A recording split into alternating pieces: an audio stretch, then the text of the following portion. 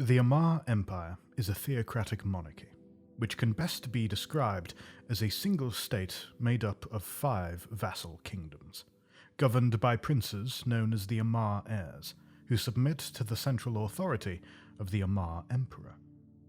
The traditional 3 branches of government exist in a convoluted form in the empire, as there is much mingling and crossing of powers between the different bodies. At the top of the imperial government sits the Amar Emperor. In theory, the emperor's rule is unchallenged and absolute. In practice, however, they typically only have influence when personally present. Instead, they issue commands which are then carried out by a number of subordinate officials, governmental bodies, and vassals.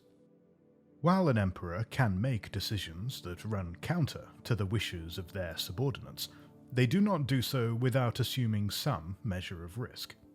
An emperor must instead carefully balance the wishes of numerous rival factions against one another, keeping them all happy enough that a majority do not act to undermine their rule. The history of the empire is spotted with ineffective emperors who, through failure to keep subordinates appeased, became relegated to little more than figureheads.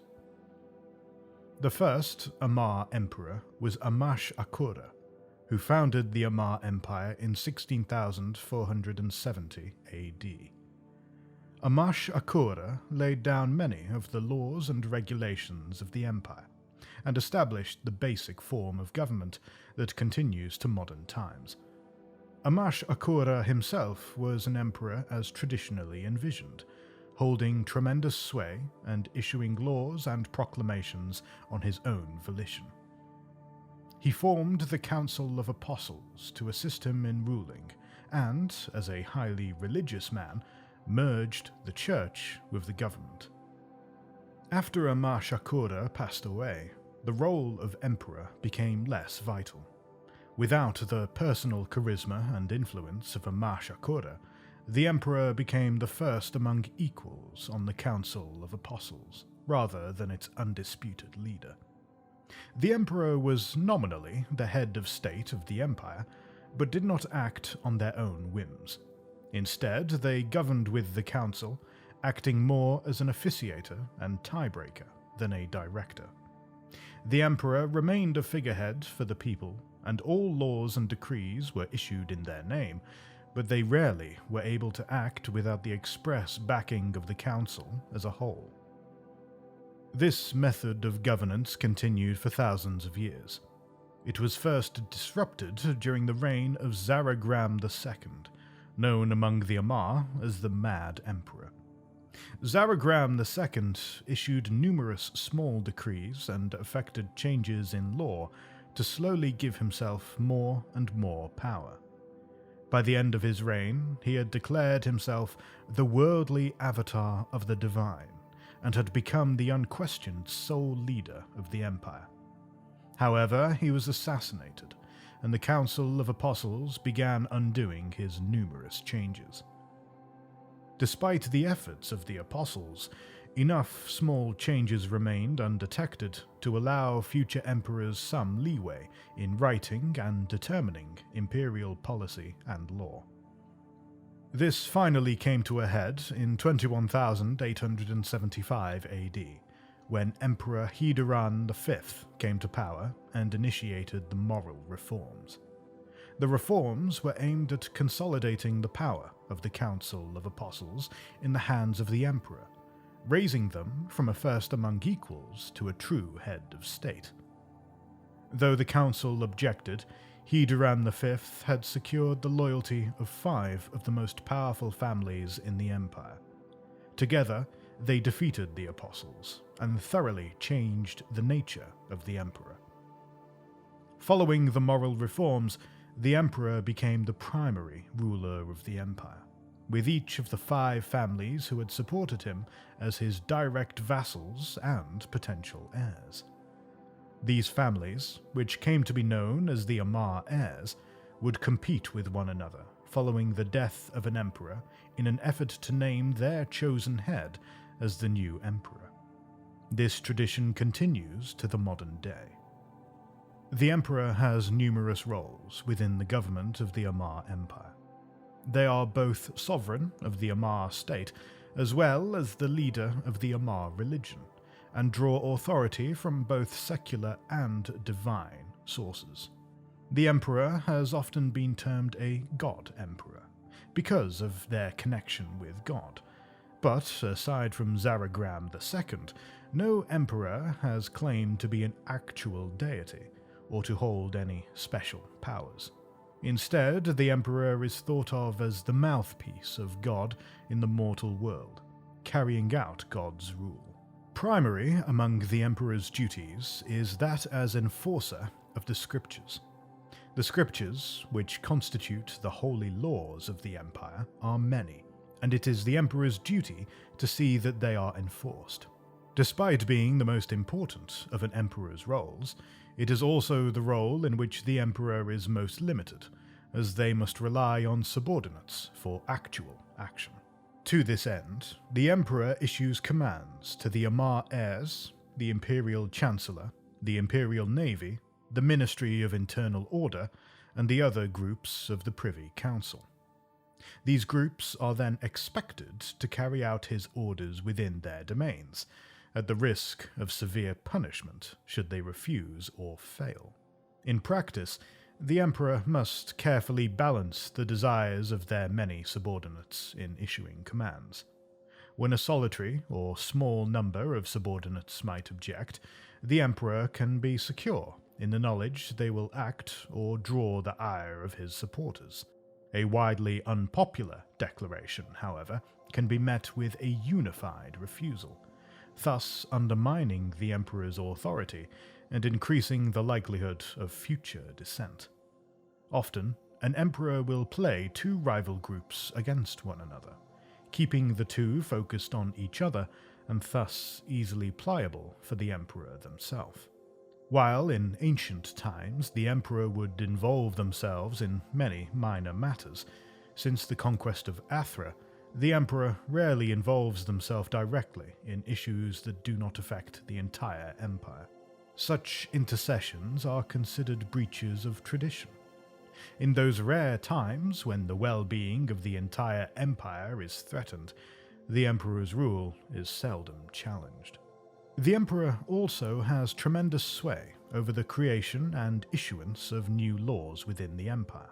Such decrees can be widespread and sweeping, such as Hedoran's decree, which limited the ability of holders to field space fleets, and Jamil's emancipation, which freed ninth-generation and higher Minmatar slaves, or extremely limited in scope, such as the Ardishapur decree, which targeted only males born to the Ardishapur family. As the Emperor also speaks with the voice of God, he is allowed to contradict the scriptures, either by ignoring pieces that contradict their wishes, emphasizing passages that reinforce their position, or modifying sections to strengthen their commands. However, these alterations are not permanent, as the Theology Council maintains exclusive rights to modify scripture directly. The Emperor often works alongside them in affecting scriptural law. The Theology Council usually attempts to sway the Emperor to hewing closely to already established scripture, though it also acts as an expert on finding sections of scripture that may support or cause trouble for the Emperor's decrees. Additionally, the Emperor has the right to grant titles, land, and appointments to all within the Empire. In addition to naming the non-hereditary heads of the Privy Council seats, such as the Court Chamberlain and Imperial Chancellor, the Emperor can freely give territory to members of the nobility and royalty to rule. Finally, the Emperor has the right to collect taxes on the entire empire. Most regularly, this comes as a tithe from the heir families, who pay the Empire a percentage of the taxes they collect from their underlings, though the Emperor can also mandate an empire-wide tax on all echelons of society in times of need.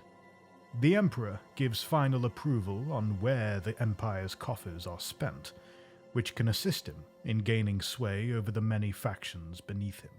Much as with their executive duties, the Emperor must tread carefully in creating or eliminating laws. Should their goals be too radical, they can find a majority of their subordinates refusing to acknowledge the laws. When making appointments, balance must be maintained to avoid showing too much favoritism, lest less favored groups form a persistent opposition.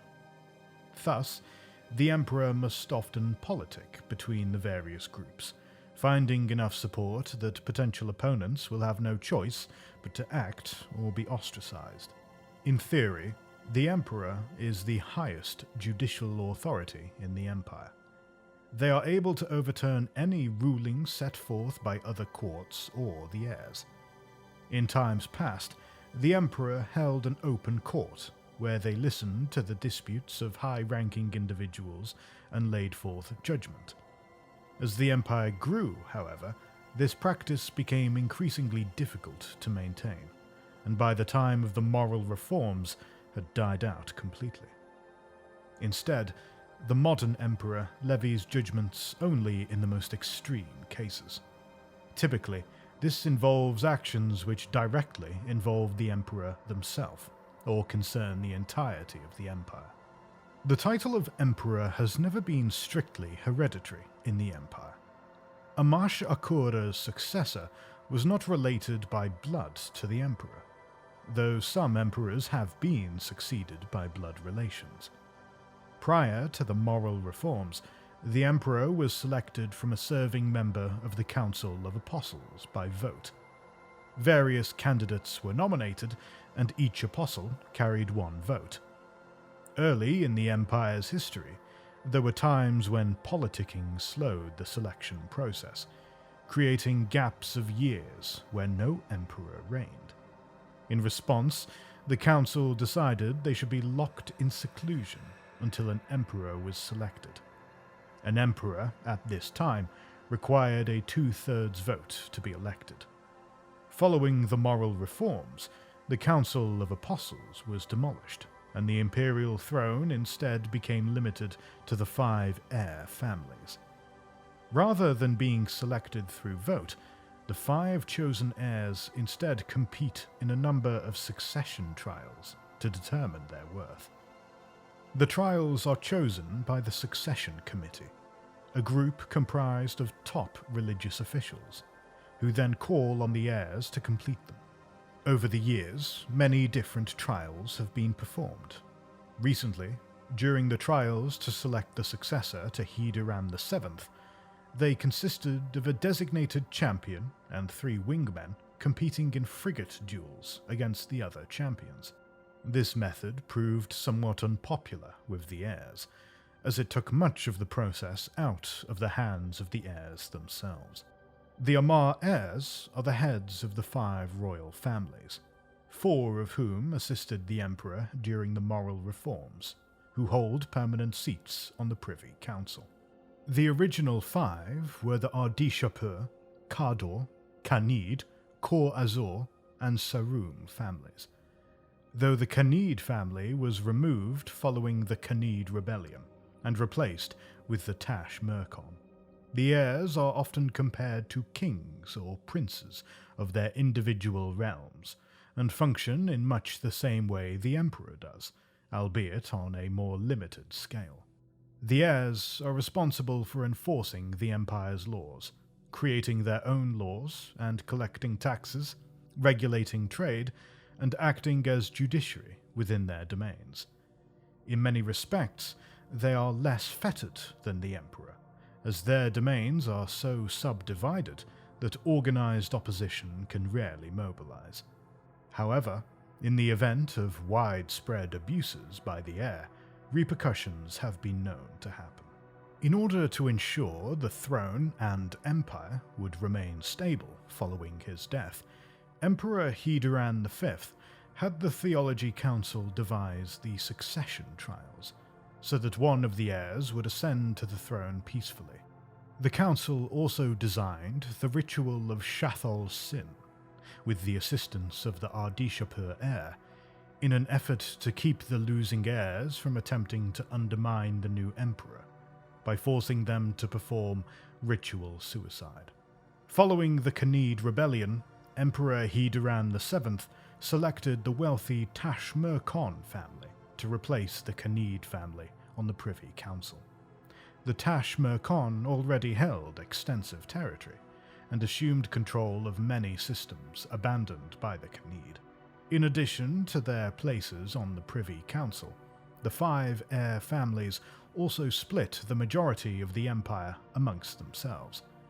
A few core territories remain the exclusive province of the emperor, such as Amarr itself, and some of the less developed border zones sit nebulously outside their direct control. But the vast majority of the empire considers itself part of one of the 5 families' kingdoms.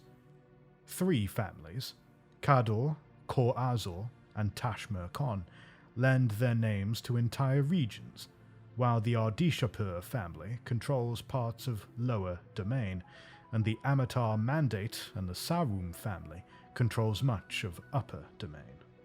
More recently, the Khanid family has reconciled with the Empire, and has been presented with a new seat on the Privy Council. Each heir is responsible for keeping the peace and enforcing the Empire's laws within their domains. The heirs have the right to arrest and charge individuals with crimes both against the Empire and the heirs themselves. To this end, each heir is allowed to maintain their own family fleet. The fleets are intended to be used specifically in patrolling against criminal elements and keeping the peace, but at times they have been used to take offensive action outside of their jurisdictions. How the heirs deal with individual transgressions is up to the heirs themselves.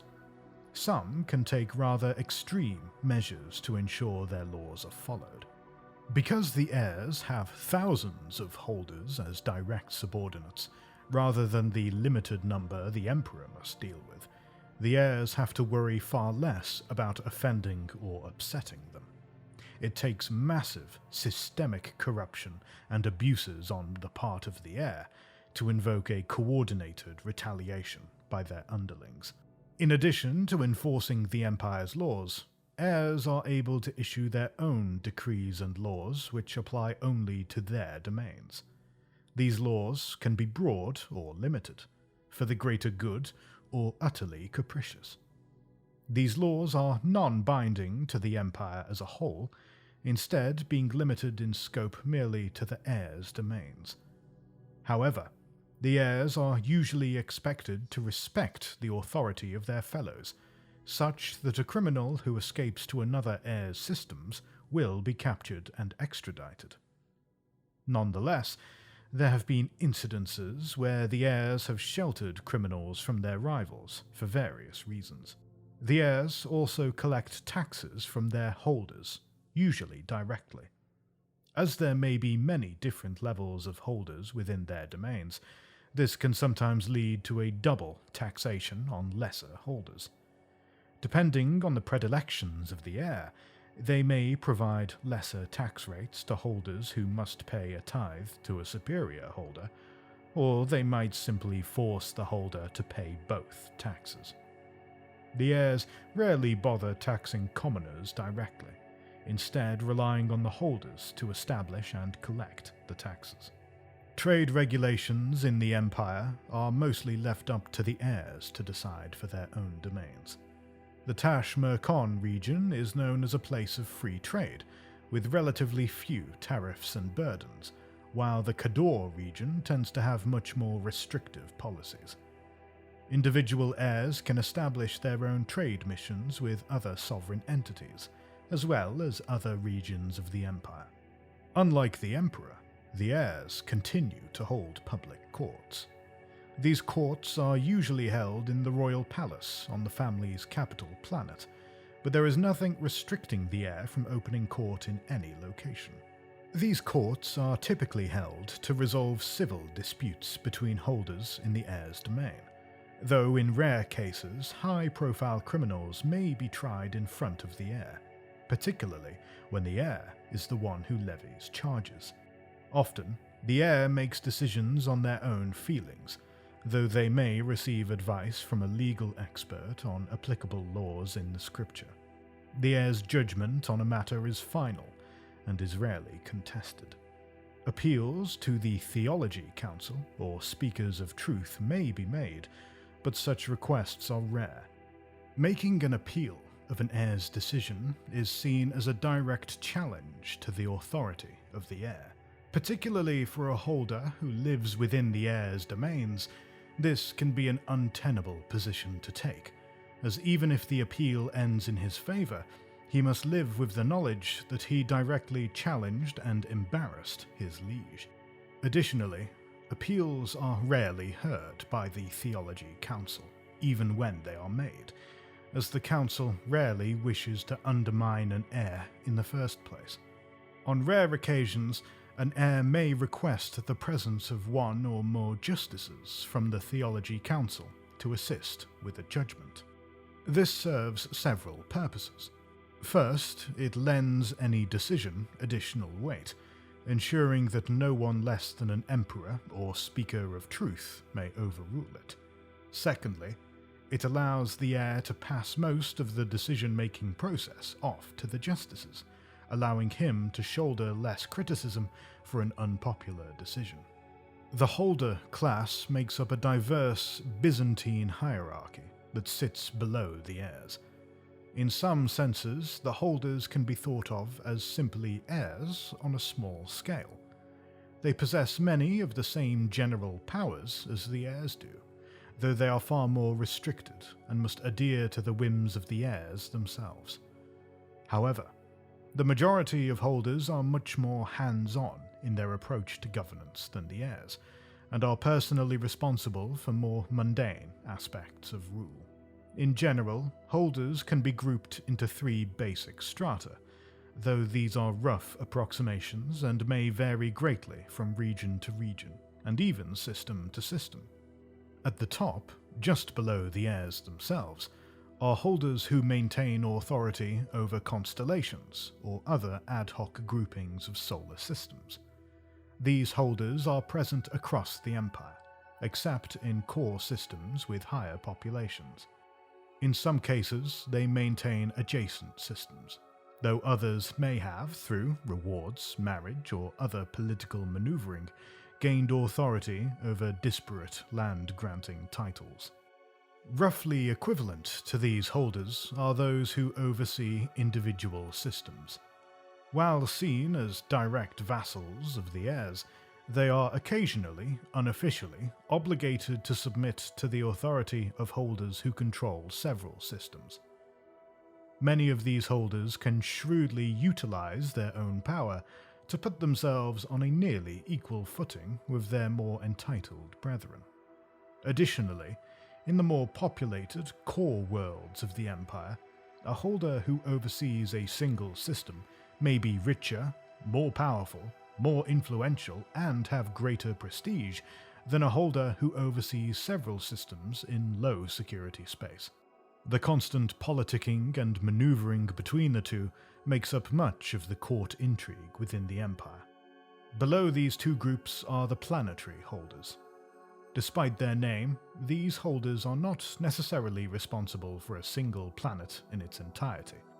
Some holders do own entire planets, others own several, and some may only count a moon or other celestial as theirs, while many simply share a planet with several other holders. These entitlements are all roughly equivalent in social prestige. A holder may claim 3 planets as part of his domain, but if they are all resource-poor barons in the dead end of Iridia, he would not be the envy of a holder who oversaw a continent on a heavily populated, temperate world in domain. A rare arrangement of holders occurs in some areas, where a single planetary governor is atop a group of continental holders, who may also in turn sit above a group of even lesser holders who control small parcels of land. This tends to occur mainly in older systems, which were settled before technology allowed a single group to effectively exploit a planet's resources. The final, lowest tier of holders are those who own a small part of land or space-based installations. They have little influence over the imperial government as a whole, and are rarely able to exert great will over their own domains. When lucky enough to hold dominance over a city or important space station, they can manage to collect taxes and institute laws and regulations. But those who simply own a large plantation or asteroid belt must instead act more similarly to wealthy businessmen than government officials. Holders arose out of a class of warlords that predated the foundation of the Empire. These warlords constantly fought each other for dominance, but rarely managed to establish lasting dynasties. Amar Heirs, the first emperor, belonged to this class. Once he managed to conquer Amarr Island, he placed many of the warlords who had willingly bent their knees into positions of leadership, and established a firm noble class that became known as holders. Over the centuries, these holders gradually grew in power. With the beginning of the reclaiming, the holders were given the authority to take and own slaves. Many became prominent members of the Council of Apostles, and during the conquest of Athra, were given huge swaths of land to rule over. While they remained subservient to the Emperor, as the borders of the Empire expanded, they were given more and more leeway to govern as they saw fit. The expansion into space only increased this, as lags in communication and travel meant it was impractical for the Empire to attempt to govern directly. Holders instead became almost akin to the leaders of vassal states, ruling by their own whims and only nominally paying attention to the laws of the Empire itself. In an effort to combat this, the Empire began appointing holders as overseers of other holders, creating the complex hierarchy that continues to the present day. The Amarr government has several organizations that run the day-to-day operations of the Empire. These institutions are commonly known as the Imperial Ministries, though not all are called a ministry in their proper names. These organizations cover a broad array of functions, from trade and taxation to organizing the military. The Court Chamberlain is the official head over the civil service and the trade registry, while the Imperial Chancellor has oversight over the other ministries. The Amarr Civil Service, also colloquially known as the Ministry of Civil Service, is the single largest employer within the Empire, and is the main body of the imperial bureaucracy. It handles many of the more mundane tasks for the Empire, such as petitions to government officers, providing permits and licenses, managing the imperial archives, mediating between the various governmental bodies, ensuring the maintenance and upkeep of public utilities, and overseeing the infrastructure of planetary governments. The Amarr Civil Service is made up of a number of departments, each of which specialize in a different area of governance. The Central Department, which is the largest, acts as the organizational body which regulates communications between the other departments. Other large departments include the Legal Department, which determines case jurisdiction and handles petitions to the Emperor and Theology Council. The Public Works Department, which maintains utilities such as communications and computer networks, the Census Department, which collects data for the Book of Records, and the Planetary Governmental Department, which works with holders and other planetary officials to run local governments. Because of the sheer scope of the organization, the Amarr Civil Service is at times considered the most powerful secular body in the Empire. The head of the civil service can wield significant political influence, often comparable to the heirs themselves. The civil service employs a large number of commoners. Few holders or other nobility enter its ranks. This makes it one of the few ways a commoner can attain influence in the Empire. The Amarr Trade Registry, also colloquially known as the Ministry of Trade and Commerce, is the central financial overseer of the imperial economy. The registry's main function is recording all financial transactions within Amarr space, all the way from entire businesses bought by the heirs to the smallest beverage purchased by commoners. The registry recognizes that recording every single transaction is impossible, as some are done with physical currency. But as the vast majority are done electronically, a computer is capable of recording them. It works closely with the Secure Commerce Commission on this and other matters. In addition to documenting purchases, the registry also records bank transactions, creation and transfer of stocks and bonds, the founding of businesses, and any other undertaking that involves the trade of money or goods, or can fall under the broad umbrella of commerce. In this way, the registry is intimately involved in the slave trade, which gives it tremendous sway in imperial politics. The trade registry is responsible for monitoring all trade, both domestic and foreign.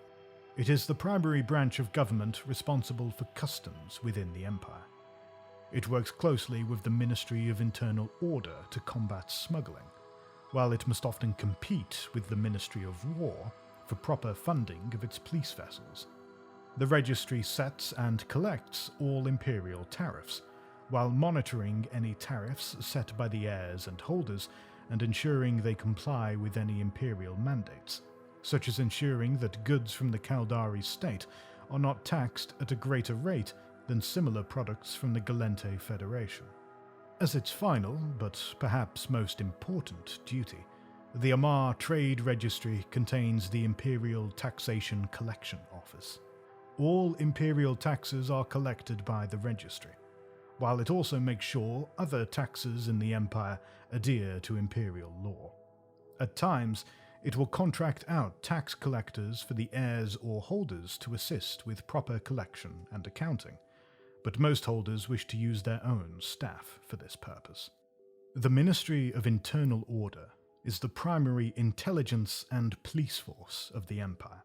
Its duties include ensuring the safety and stability of the empire, keeping track of all foreign elements within the empire's borders, keeping tabs on and eliminating criminal and pirate activity, and preventing heresy. Unlike in other empires, where intelligence officials and secret police are kept in relative secrecy, the Ministry of Internal Order works mostly in the open. When necessary, its agents can go undercover, but ministry officers tend to be readily identifiable and welcomed by the populace, despite the sometimes underhanded nature of their work. The ministry has an extensive network of informants across the empire that assist it with its task of controlling and monitoring the population. In addition, regular citizens are encouraged to report suspicious activity directly to the ministry. This keeps the ministry relatively well informed, and it needs to rely on activities such as wiretaps and covert surveillance far less than groups such as the Black Eagles. The ministry works closely with the Amarr Trade Registry to combat smuggling and illegal immigration. While the customs fleet is under the full purview of the Trade Registry, internal order officials are almost always present at any cargo inspections or immigration checkpoints. The two ministries have a close working relationship because of this cooperation, and often side with each other on political matters. One of the most notorious branches of the Ministry of Internal Order is its Inquisition, called the Ministry's Ordinators. The Inquisition works hand in hand with the Theology Council to uncover heresy within the empire. It most frequently targets Sani Sabik cults and other heretics, but it also handles tasks such as the suppression of forbidden documents, the destruction of blasphemous relics, and the repudiation of apostasy. While the ministry publicly only concerns itself with the internal affairs of the empire, it is known to have an extensive spy network in place in all of the other factions of New Eden. The efficacy of these spies are debatable, with many considering the Empire's foreign intelligence network among the weakest in the cluster. Finally, the Ministry of War oversees all the various branches of the Amarr armed forces, such as the Imperial Navy, the Imperial Army, and the 24th Imperial Crusade. It additionally works closely with the house fleets of the 5 heir families, who are more properly security forces than military, though its power over them is limited without a decree from the Emperor. Because of its great importance, the Ministry of War is one of the most politically powerful bodies in the Empire. Traditionally, the Ministry of War has been staffed by civilians, with military officers in key leadership positions. Prior to the ascent of Empress Jamil I, the ministry itself was far more of a political and organizational body aimed at ensuring the armed forces were well funded and maintained. It did little to define actual strategy or deployment. However, under Jamil's rule, the Ministry of War has become far more of a military command. Many of the bureaucrats were ousted from the ministry and replaced with high-ranking military officials. Today, the Ministry of War can be seen more along the lines of a central command, directing the actions of every branch of the military, keeping them organized and orderly, and making sure they all work toward the same goals.